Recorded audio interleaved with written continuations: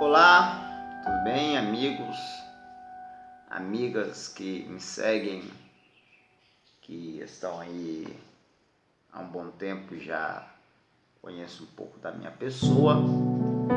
Eu estou fazendo esse vídeo porque eu quero aqui estar contando para algumas pessoas que me conhecem recentemente e para algumas também que já me conhecem, mas não sabem o fundo da minha história.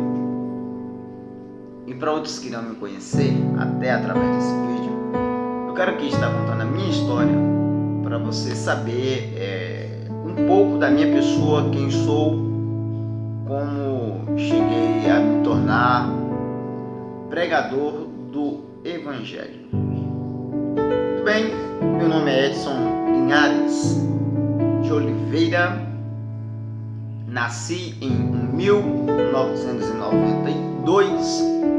Hoje sou casado há 2 anos, casei em 2015, sou casado há 2 anos com Daiane de Oliveira Santos, que está vindo também uma promessa, uma criança.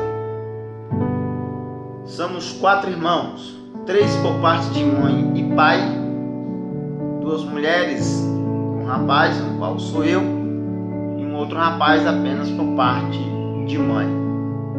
O nome da minha irmã mais velha chama Helenice. A minha segunda irmã, a caçula, chama Érica. E o da parte de mãe, meu irmão Abel. O meu pai legítimo chama-se Raimundo Nonato. Quando eu nasci com um problema de saúde. Segundo minha mãe conta que eu entortava a mão, virava os olhos, como se fosse uma convulsão, uma epilepsia. Ela conta que nessa época, ela muito católica, prestava muito devoção a imagens, esculturas, santos, acreditando no milagre, alguma coisa assim do tipo.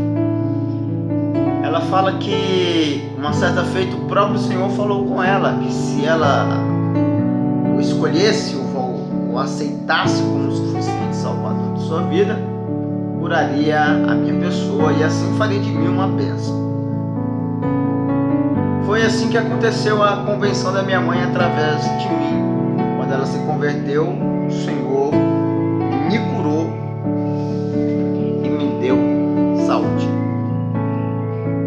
O meu pai, Raimundo Nonato, ele machucava muito a minha mãe, principalmente quando ele bebia. Ele tornava muito agressor, ele era muito agressivo. Ele incitava muita violência contra minha mãe. Minha mãe achou por bem, então, se separar. Foi nesse período que ela conheceu o Nelson. O Nelson nós consideramos ele não como um padrasto, mas como um pai. Além de padrasto, como um pai. Porque o pai ele é muito diferente do padrasto. O mesmo carinho do pai não é o mesmo carinho de um padrasto. E nesse período, nós ainda muito criança, muito novinho, entre 4 a 5 anos até 3 anos, de 3, 4, 5 anos, fomos morar numa fazenda, juntamente com esse homem por nome de Nelson. Veio com 2 anos aproximadamente, ele veio a falecer, foi acidentado na BR. E minha mãe conheceu um outro padrasto por nome de Hilton. Isso passando um período, ela conheceu o Hilton. O Hilton era uma pessoa totalmente agressiva conosco. Ele tinha 3 filhas e ele era um tipo de padrasto assim. Se ele fazia um bolo, ele dava os melhores pedaços para as filhas dele. E pra gente já era pedaços inferior. Eu acho que todo padrasto, não todo, não quero generalizar, mas a maioria dos padrastos são assim. Ele não trata os filhos dele igual aos filhos de outra. Ele não trata igual, jamais, ele não vai tratar. E assim foi conosco. Se fosse questão de repetir, as filhas dele repetiam, a gente já não repetia. Eu me lembro muito bem que ele colocava aquela lagarta de fogo na minha cueca. E nós fomos muito maltratados por ele. E eu creio que isso foi atingindo a estrutura nossa, criança ainda, foi atingindo a estrutura. Nossa, a gente foi crescendo, tipo, revoltado. Claro que as escolhas são nossas, mas nós não tínhamos muita experiência, então fomos um pouco aí atingidos. Ela não deu certo com esse Nelson, que foi nesse período ela conheceu o pai do Abel, Oliveira. E ela tinha muito amizade com as filhas dele, com alguma das filhas dele. E ele decididamente quis ir para o estado do Pará. Minha mãe e nós três, eu, Helenice e a Érica, vamos para o Pará. Nesse período eu tinha aproximadamente uns 8 anos de idade. 2000, eu tinha quase 8 anos. Vamos para o Pará, ano de 2000. Chegando lá, alugamos uma casa. Compramos uma casa, aliás, compramos essa casa. A casa nossa era de tábua. Eu também lembro muito bem que quando nós fomos atravessar a balsa de Xingu, São Félix, também não lembro muito bem. Atravessando a balsa, eu me lembrei que a gente foi vendo aquelas casas de madeira. Hoje não, hoje tem muita casa de alvenaria lá, mas a gente olhava assim e falava, mas que lugar é isso? Tem um buraco, meu Deus do céu. Isso é uma destruição. Me lembro muito bem disso aí. Então o que acontece? Eu e minhas irmãs fomos para lá com a minha mãe, moramos, chegamos a uma cidade por nome de Breu Branco. Ficamos em Breu Branco de 2000 até 2003, mudamos para Marabá, Nova Marabá, moramos ali na Nova Marabá. Morando ali, mexíamos com frango, ele era batedor de frango, nós ajudava ele e tudo mais. Só que ele era uma pessoa que nunca reconhecia o que a gente fazia. Nós acordava 4 horas da manhã, abatia 20 frangos, ia para a escola fedendo frango. Eu lembro muito bem que quando nós retornou para Breu Branco, moramos ali em Breu Branco, no ano de meados de 2005, compramos uma casa e a rua da feira até a nossa casa estava 1,5 km, aproximadamente quase 2 km. E eu me lembro muito bem que essa rua ela fazia percurso, passava bem no meio do centro da cidade, passava em frente ao Banco do Brasil, passava em frente a uma escola e em frente à igreja ali, que hoje é pastoreada pelo pastor, esqueci até o nome do pastor, o pastor, esqueci o nome dele. Deixa eu ver se eu lembro. Lembrei. Pastor Sandoval, que hoje é pastoreado pelo pastor Sandoval. E passava naquelas avenidas.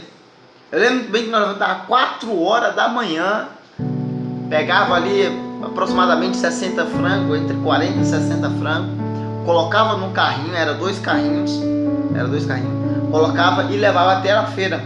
De madrugada não tinha problema nenhum, mas na volta, irmão do céu, eu ficava assim, meu Deus, passava em frente àquela escola lotado, abarrotado de alunos, e os meninos começavam a mangar da gente, aquela coisa toda. A minha vantagem é que a escola onde eu estudava ficava atrás desta, então era na outra rua. E a gente ajudava ele falava para nós que a gente não merecia nada, não merecia nem calçar, nem comer, porque a gente não fazia nada, não ajudava ele nada, só dava trabalho, não sei o que mais, e dizer que a gente não prestava. Geralmente as pessoas sempre têm... Eu passei isso com os padrastos, eles falavam que a gente não tinha valor, parece que eles não enxergam valor nos filhos de outras pessoas. E ele falava para ele, não, você não tem valor, você não vale nada, você não presta para nada. E aquilo ali feria muita gente, e eu creio que aquilo ali foi afetando alguma estrutura até emocional até da minha parte. Recordo muito bem, depois que no ano de 2007, aproximadamente em 2006, 2007, ele comprou um lote numa vila por nome de Quilômetro 22. Fomos para essa vila.